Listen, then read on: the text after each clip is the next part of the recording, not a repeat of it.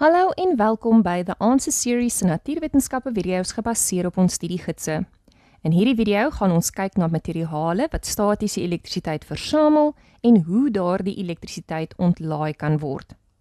Vanuit die vorige video weet ons dat elektrisiteit wat deur wrywing geskep word statiese elektrisiteit genoem word, omdat die lading op die oppervlakke van voorwerpe versamel en nie vrylik vloei nie. Dit is dus staties of onbeweeglik. Statiese elektrisiteit word veroorsaak deur veranderinge in die aantal gelaaide deeltjies in die atome van die voorwerp se materiaal. Sommige materiale neig meer as ander om statiese elektrisiteit te versamel en die lading op hulle oppervlakke te behou. Hierdie tipe materiale word elektriese isolators genoem. Voorbeelde sluit in plastiek, perspex, glas, nylon, wol, sy en polystyreen. Ander materiale laat weer toe dat ladings vrylik daardeur vloei. Hierdie materiale word elektriese geleiers genoem en voorbeelde sluit in die meeste metale soos byvoorbeeld koper, silwer en goud.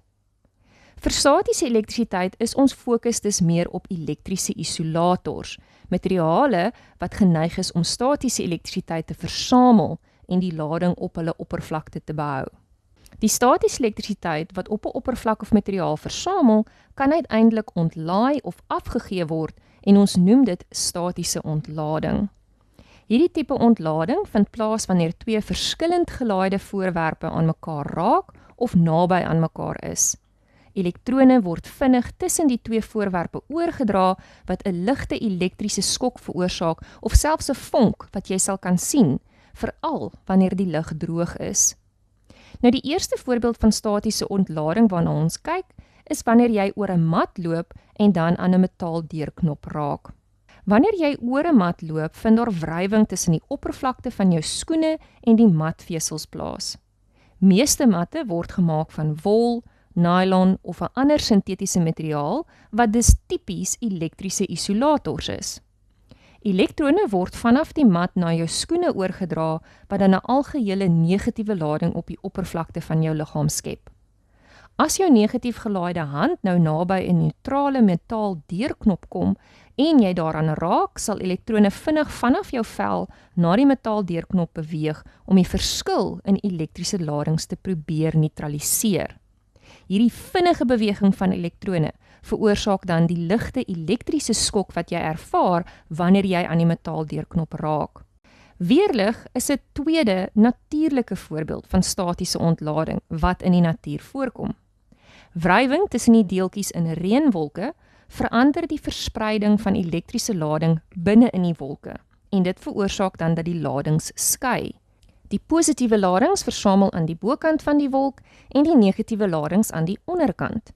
Hierdie sterk negatiewe lading aan die onderkant van die wolk stoot nou negatiewe elektrone wat in hoë geboue of bome voorkom af.